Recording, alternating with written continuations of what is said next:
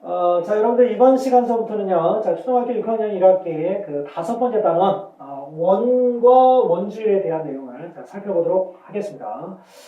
자, 여러분들이 예전에 공부했던 그 원은 선생님이 하나 이렇게 칠판에 자, 그려놨는데요. 자, 용어를 한번 간단하게 자, 살펴보고 시작하도록 하겠습니다. 자, 원의 한 가운데를 우리가 뭐라고 하느냐면요. 자, 원의 중심이라고 하죠. 자, 그리고 그 원의 중심에서부터 이 원의 그 둘레에 해당되는 그 부분까지의 거리를 우리가 뭐라고 하느냐면 반지름이라고 합니다. 자, 그리고 그 원의 중심을 지나서 이렇게 원의 양 끝부분 이렇게 그 만나는 이런 선분을 또 우리가 뭐라고 하냐면 지름이라고 자, 이렇게 이야기를 하죠. 이런 용어들을 여러분들이 알고 계실 겁니다. 자, 그렇다면은 자, 오늘 우리가 배우게 될 원주와 원주율은 도대체 어떤 내용일까요? 자, 첫 번째, 자, 원주부터 시작하겠습니다. 자, 원주는요, 여러분들, 자, 뭐냐면 원이 이렇게 있을 때요, 우리가 이 원의 이 바깥쪽 부분 있죠, 이 테두리 부분, 이 테두리 부분을 뭐라고 하느냐면은 이거를 원주라고 하는 겁니다. 그러니까 원주는 원의 둘레를 이야기한다. 이렇게 여러분들이 자, 생각해 주시면 되겠습니다. 자, 원주는 원의 둘레.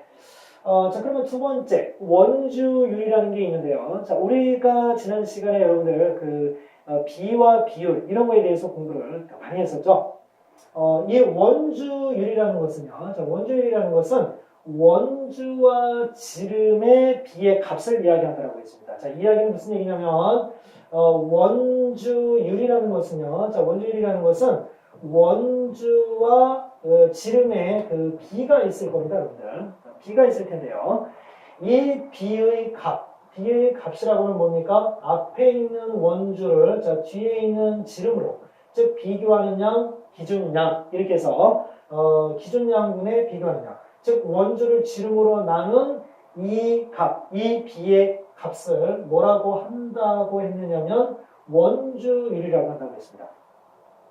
자, 그런데 여러분들 이 원주율은요, 원의 크기에 관계없이 항상 일정한 수가 나옵니다.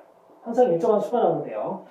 그런데 왜 그러냐라고 여러분들이 생각을 한번 해보시면요, 원의 크기가 커지면 원의 둘레가 커질 거예요. 그래서 근데 그에 따라서 일정한 비율로 뭐가 커지기 때문이다? 원의 지름도 같이 커지기 때문에 자, 그 비가 항상 일정하게 유지된다. 이렇게 우리가 생각해 볼 수 있겠습니다. 자, 그래서 원의 크기와 관계없다는 이런 사실들을 자, 여러분들이 잘 기억해 주시고요. 자, 그렇다면 그 원주율, 즉 원의 둘레를 지름으로 나누었을 때 그 원주율은 그러면 수로 나타내면 어떻게 나타낼 수 있느냐? 자, 여러분들 안타깝게도 자, 그 수를 정확하게 나타낼 수 있는 방법은 없습니다. 왜 그러냐면요. 원주를 지름으로 나누어서 이렇게 소수로 나타내 보면요. 소수로 나타내 보면 3.141592 땡땡땡 이렇게 가는데 저 소수점 아래에 어떤 특별한 규칙이 있다면 우리가 어떤 하나의 수로 정확하게 표현을 할 수 있을 텐데요. 우리가 알고 있는 그런 유리수로 우리가 알고 있는 그런 어떤 그 분수나 유리수로 이렇게 표현이 가능할 텐데 그게 그렇지가 않습니다. 이 소수점 아래의 숫자 중에서 특별히 규칙이 없어요. 나중에 여러분들 이 원주율은 무슨 순지에 대해서는 자, 중학교 3학년 때 이제 자세히 다룹니다. 그러니까 그때까지는 여러분들 조금 참으시고요. 하여튼 소수점 아래의 숫자가 일정한 규칙을 갖지 못하는 그런 수라는 거 여러분들 그렇게 생각해 주시면 되겠습니다. 그러면 옛날부터요 이 원주율을 갖다가 나타낼 때 굉장히 어려움이 있었겠죠. 그래서 우리나라 같은 경우는 예전에 뭐 3으로 그냥 일반적으로 사용했다는 자, 그런 기록도 있고요. 그렇지만 이제 그 이후에 시간이 좀 지나면 좀 조금씩 이제 정교해지기 시작합니다. 이 원주율은요, 여러분들 우리가 어떤 건물을 지을 때 굉장히 중요한 역할을 합니다. 그렇기 때문에 자, 건축의 발달은 곧 이 원주율의 소수점 아래에 정확도가 몇 자리까지 보장되느냐 이거에 의해서 결정된다고 볼 수도 있거든요. 굉장히 중요한 역할을 하는 수예요. 자, 그런데 이 원주율이 그 3.141592 이렇게 진행이 되다 보니까 특별한 규칙이 없다라고 했잖아요. 그래서 자, 그렇다면 이 원주율이 들어간 문제를 우리가 다양하게 풀어봐야 되는데 그러면 우리가 주로 푸는 그런 문제집에서는 원주율을 어떻게 표현하느냐? 소수 두째 자리까지를 이용해서요. 자, 3.14라고 하는 경우도 있습니다. 3.14라고 하는 경우도 있고요. 근데 이렇게 하면 문제가 조금 난이도가 높아지죠. 그죠? 난이도가 조금 높아져서, 요즘에 같은 경우는 주로 또 어떻게 표현하느냐면은, 뭐 3.1이라든가, 아니면 소수점 아래의 숫자를 다 버리고 3이라고 이렇게 표현하는, 자, 그런 경우도 있습니다. 자, 그런데 또 이제 분수를 이용해서요. 자, 3과 7분의 1이라고 하는 경우도 있는데요. 자, 이거를 가분수로 고치면 어떻게 됩니까? 3, 7이 21에다가 1을 더하니까 7분의 22가 되죠? 이렇게 표현하는 경우도 있습니다. 자, 그래서 실제 문제를 풀 때는 이렇게 다양하게 나올 수 있다는 거, 이걸 기억하시면 됩니다. 자, 7분의 22 같은 경우는요, 이 원주율을 구하기 위한, 원의 둘레를 지름으로 나누어서 원주율을 구하기 위한 노력은요, 옛날서부터 굉장히 많은 사람들이 노력을 했습니다, 여러분들. 그 중에서 아주 유명한 사람이 누구냐면요, 아르키메데스라는 사람입니다, 여러분들. 아르키메데스는 여러분들 왕관이 이게 순금으로 만든 거냐, 아니면 뭐가 좀 은 같은 게 좀 섞인 거냐 알고 있을 때 그 비밀을 알아낸 사람이기도 하죠. 그런데 그 아르키메데스는요, 이 원주율을 정확하게 알아내기 위해서요, 원 안과 밖에다가 정구심육각형을 만들어서 그 오차를 줄이려고 한답니다. 그 사람의 노력에 의해서 7분의 22 만들어지게 된 거죠. 그렇지만은 아르키메데스 말고도요, 자, 동양에서도 그런 노력을 많이 했고요. 자, 그 다음에 서양에서도, 동서양에서 모두 많은 노력을 했습니다. 아까 선생님이 초반에 그랬죠. 이 원주율이라는 것은 소수 몇째 자리까지가 정확하게 사용되느냐에 따라서 건물을 지을 때 아주 정교한 건물을 우리가 지을 수 있느냐 없느냐, 아마 그런 걸 결정했었을 그런 가능성이 많기 때문에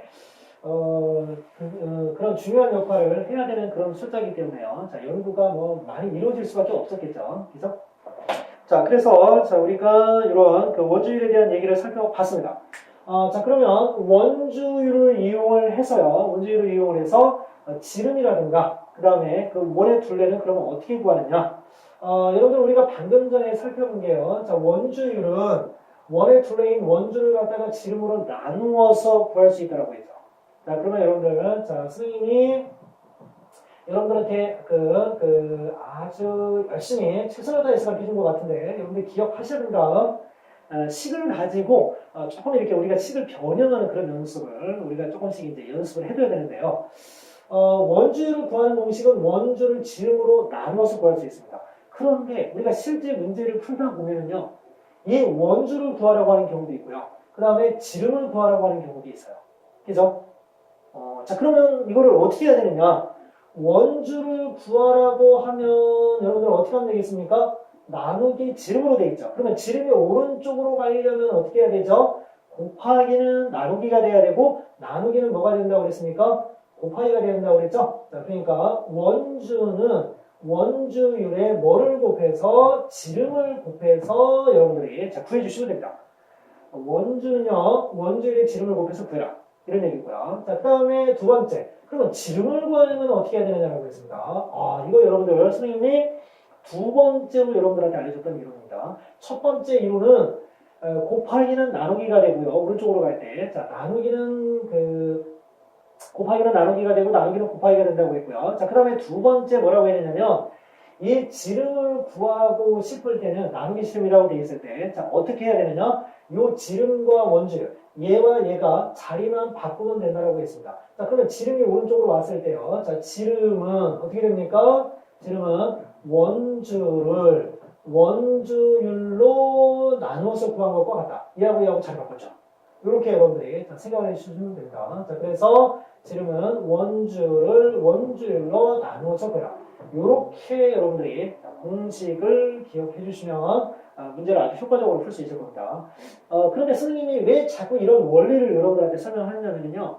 시간이 지나면 혹시 여러분들이 이 두 번째나 이 세 번째 공식을 잊어버릴 수가 있어요. 여러분들은 이거 하나는 정확하게 그래도 이론에서 우리가 배웠던 거라 기억할 수 있는데 이걸 잃어버릴 수가 있거든요. 자, 그래서 그 원리를 여러분들한테 설명을 해드리는 겁니다. 필요 문제 들어가겠습니다. 자, 지름의 길이가 10cm인 자, 원주의 길이를 구하라고 했습니다. 자, 원주의 길이 어떻게 구하라고 했죠? 자, 공식을 기억할 수 있는 학생들이라면 자, 원주율이 얼마라고 했습니까? 문제에서 3.1이라고 했어요. 3.1 곱하기 뭐를 해라? 지름을 해라고 했습니다. 지름이 10이라고 했으니까 얼마가 된다? 31cm가 되는 것을 알 수 있습니다. 자, 이렇게 여러분들 자, 활용해 주시면 되고요. 자, 그러면 이제 본격적으로 자, 문제를 풀어보겠습니다. 문제를 풀어봅니다. 원의 지름과 원의 둘레인 원주와의 관계에 대해서 세 가지 이상을 한번 써보라 라고 이렇게 지금 나와 있습니다. 우선은 그렇다면요, 자, 첫 번째, 자, 우리가 원주율 이야기를 안 할 수 있죠. 안 할 수 없죠. 자, 원주율은 어떻게 하라고 했죠? 원주를 지름으로 나누어서 구해야 된다. 얘네 둘 사이의 관계. 원주를 지름으로 나누면 원주율이 된다는 거. 뭐 이런 거 우리가 또 생각해 볼 수 있겠죠. 뭐 공식으로 따지자면 뭐 여기에서 한 세 가지 나올 수 있습니다. 원주는 어떻게, 지름은 어떻게 이렇게 또 표현할 수 있겠죠. 자, 그리고 또 하나 뭐가 있을까요? 자, 또 하나 뭐가 있을까요? 원의 지름과 원의 둘레인 원주와의 관계에 대해서 세 가지 이상의 그 내용을 한번 써보라고 했는데 원주율은 또 뭐라고 했죠, 여러분들? 원주율은 원의 크기에 관계없다. 상관없습니다. 관계없다. 크기에 상관이 없습니다. 원의 둘레가 커지잖아요. 그러면 그만큼 지름도 일정한 비율로 커지기 때문에 그 원주율이라는 그 값 자체는 변하지 않는다는 겁니다. 이런 거 한번 생각해 볼 수 있고요. 여러분들이 3번은 또 한번 자, 생각해 보시기 바랍니다. 자, 그러면 두 번째 갑니다. 반지름의 길이가 100cm인 원의 원주와 반지름의 길이가 50cm인 원의 원주의 길이의 차를 구하라고 했습니다. 자, 그러면 자, 원주 여러분들 어떻게 구합니까? 원주에다가 뭐를 곱해서 지름을 곱해서 구하면 된다고 그랬죠? 자, 지름, 자, 저기는 지금 반지름이 100cm였으니까 지름은 200cm라고 하시면 되고요. 자, 두 번째 거는 어떻게 됩니까? 3.14 곱하기 자, 반지름의 길이가 50이라고 했으니까요. 자, 그러면 지름은 100이 되겠습니다.